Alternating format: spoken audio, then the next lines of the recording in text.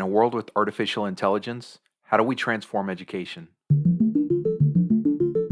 Thanks for tuning in. I'm Daniel Lopez, and this is the AI Education Conversation, where we explore the opportunities, risks, and impacts of AI across education.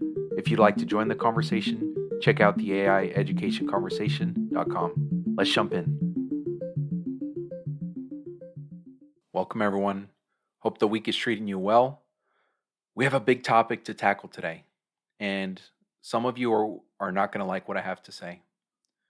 We've talked about the many ways that challenges and workflows in the educational system may make it difficult for us to see the widespread adoption of artificial intelligence tools for a long time. I'm not naive to the reality of the system, and I do expect that this is going to continue well into 2025. That being said, there's another major threat to the synergy between education, our workforce, and the current innovation of technology that we're not really discussing as deeply. I want to get into that today. There's a clear dissonance happening right now between the workforce and education because of artificial intelligence. When you look at the high level trajectory for where the future of education is going today, from my perspective, it is very clear that the system is continuing to drive down a path of specialization for how we teach our young people. Across the United States, as an example, many states have instituted policies where they're asking students in high school to select a concentration or a pathway, which will largely dictate what electives they're able to take as early as freshman year. There also continues to be expansion of vocational, early college, dual enrollment type programs in many states, such as in Massachusetts, and many of these programs are also specialized with tracks like healthcare, business, and STEM. We are also now seeing some states explore the idea of free community college for students.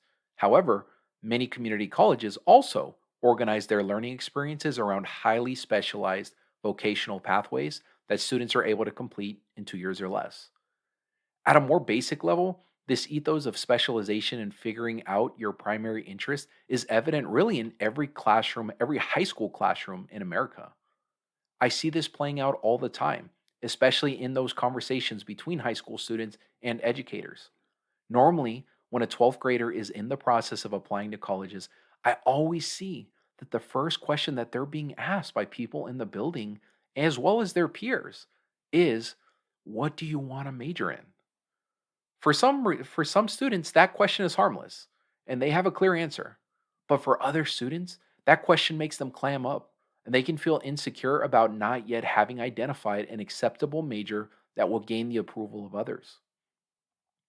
We're seeing this specialization emphasis across higher education also. Many colleges and programs within colleges which have historically prioritized liberal arts tracks and pedagogy, are being phased out by specialized university structures, which emphasize pre professional programs in engineering, healthcare, law, and business. Now, I'm not going to suggest that specialization in of itself is a bad thing. If students have had the opportunity to explore and they identify a passion area that lights them up early on, by all means, I think there's value in them going full force at their passion. I also recognize that the decision to go to college is a costly one. And if you're a young person in 2024 making this decision, you may heavily prioritize fields with clear pathways for financial prosperity rather than majors or tracks with less defined career pathways. But what I'm saying, however, is that this ramp up of specialization that is happening in education, it does come with trade-offs. The biggest trade-offs that I see being that students are spending less time doing interdisciplinary work where they not only learn about content areas that are very different from each other, say biology and history, but they're encouraged and placed into situations where they can explore the connections between those disciplines and also practice complex problem solving, which may actually require thinking from a scientific and a historical perspective. Beyond interdisciplinary work, specialization in these tracks often means a focus on developing very specific industry knowledge and technical skills that may be valued within this sector. But what about those buckets of skills that are highly valuable across all domains? There's this great nonprofit out of Colorado, America Succeeds. They have this really great report, which I subscribe to. I'm going to be adding it to the show notes. This report is on something called durable skills, which most clearly describes exactly what I mean here for the second bucket. They highlight how across all major sectors and industries, the 10 most critical buckets of skills that are valued across all of those are collaboration, communication, character, mindfulness, metacognition, leadership, growth mindset, fortitude, critical thinking, and creativity.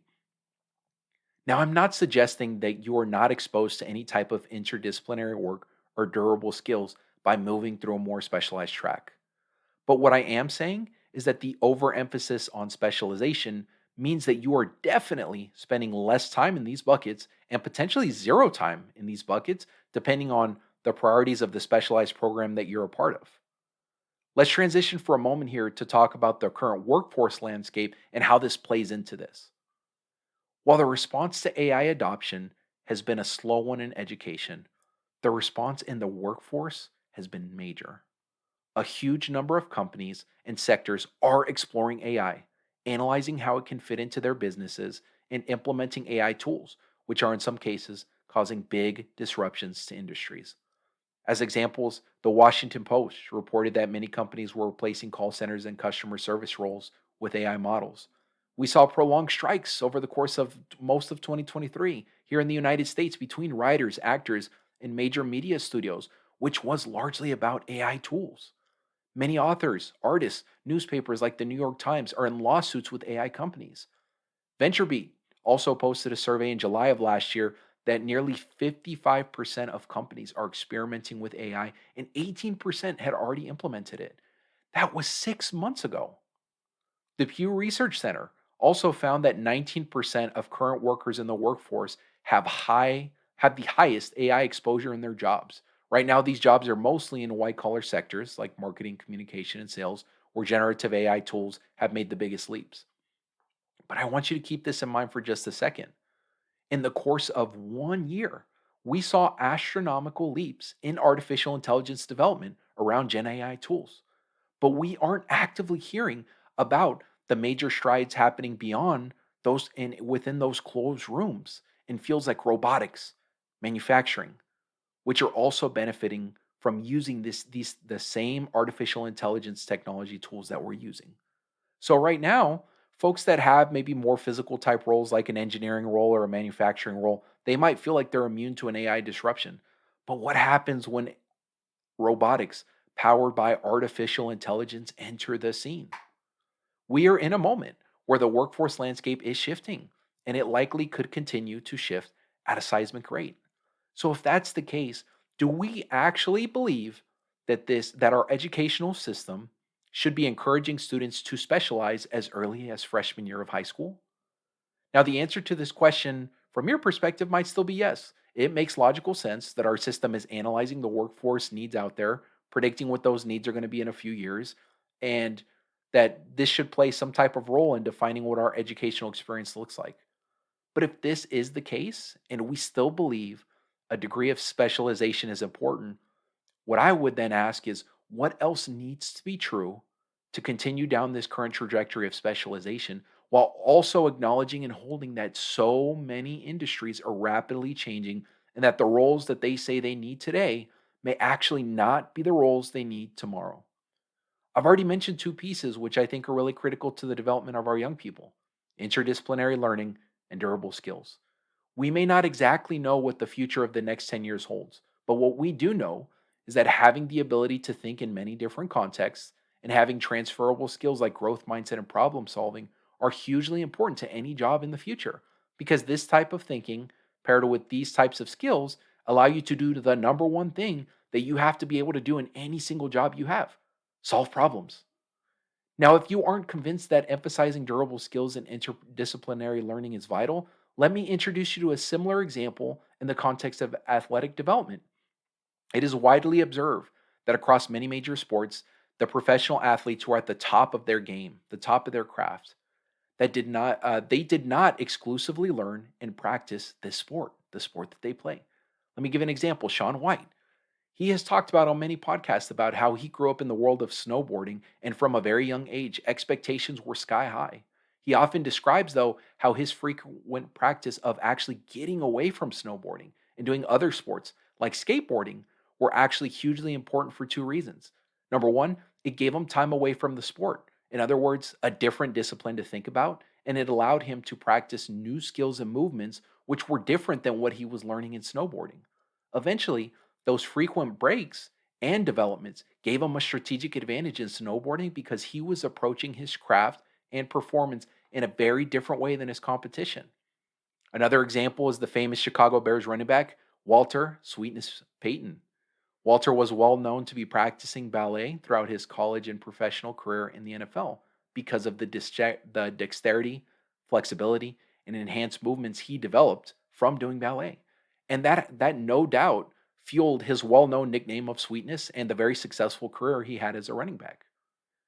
Now, beyond interdisciplinary learning and durable skills, I also want to acknowledge that there's two other vital pieces that I think are so critical for our young people to build for the world that they're going to inherit after they graduate. The first is I think we need to ramp up communication. We need to overdial and overemphasize communication in school in all different forms: writing, speaking, creation. And we also need to make sure that students are reading because reading, obviously, fundamentally is what allows you to continue to develop your abilities in writing, speaking, creation. Now, why do I think we need to overdial communication? The first reason is the most obvious one. All of the generative AI tools we use today do not require coding or development languages to use. They require natural language. So, the better your command of English or other languages in terms of being able to produce thoughtful, nuanced, and precise commands using AI tools, you will likely produce really strong outputs relative to others, which will allow you to create an additional impact in your industry. Now, one potential pushback from listeners here may be, well, how do we do that when tools like ChatGPT can now write essays and our students will likely end up with less developed communication skills, not better ones, because they may be over relying on these tools over time. That's fair. I mean, I think it's a fair consideration to think about. But I will say that the optimist in me, having interacted with thousands of students over the course of my career in education, believe that students only choose the easy way out when you give them work that they don't care about or that they don't see value in. This exact dichotomy is why I think it's so critical that education practitioners do figure out how to make learning more fun and engaging and redefine students' relationship with writing. Many students today do hate writing and they hate reading. That's because the way we teach it is through expository and persuasive essays, which emphasize a mundane, five-paragraph structure, and students don't see the connection to the real world. Through the power of AI tools, if we give students more agency to think about the best outputs for exciting topics in the world, like being able to develop a podcast episode or a series of images to talk about a problem in the world that pisses them off. If we get students to understand that writing allows you to communicate your ideas, potentially with people across the world, it allows you to leave a written legacy. It allows you to enhance your thinking. That's also a really helpful mental health tool. If we get students to recognize that reading a book or article can be like talking to a mentor you don't have in front of you and learning from their experiences and perspectives. If all of these things can happen, I do believe that we can get our students to accept the importance of communication. As an educational system, though, we also do need to accept something. We need to accept that the way we have taught and defined success in this system needs to change. Things like crafting thoughtful social media content, using more creative writing structures, and writing with more informal language is more authentic to young people. Does it actually matter if their writing style is more informal, if their ideas and perspectives are thoughtful, textured, and original? Finally, I would argue that another critical element that all schools should be prioritizing is holding intentional, consistent spaces throughout the school day for young people to learn about themselves, their values, strengths, passions, and interests in an intentional and consistent way. This type of learning does require meaningful conversations and exposure opportunities. These types of conversations may also require vulnerability and reflection, encouraging our young people to explore inwards in addition to outwards to gain a real grounding and purpose for where their life is taking them. This belief is also why I work for One Goal. I'm very proud to work for One Goal. I'm so proud to work for an organization that creates exactly this type of experience alongside schools for so many young people across the United States before they enter their college application process. After spending so much time in education and researching artificial intelligence, I gotta be honest, it's clear to me that AI is not going anywhere. And the adoption plus use cases are gonna continue to ramp up across our everyday lives. And to be perfectly honest, I hope it happens. I hope it happens because I want to see this innovation force our educational system to transform in a way that it never has before, in a way that the pandemic could not even encourage the student experience, the educational system to be transformed, to create a more meaningful daily educational experience for my son and for young people everywhere. If you have any other thoughts on today's episode, you can join the conversation at the AIeducationconversation.com or message me on LinkedIn. Humans at the heart of AI education. I'll see you next episode.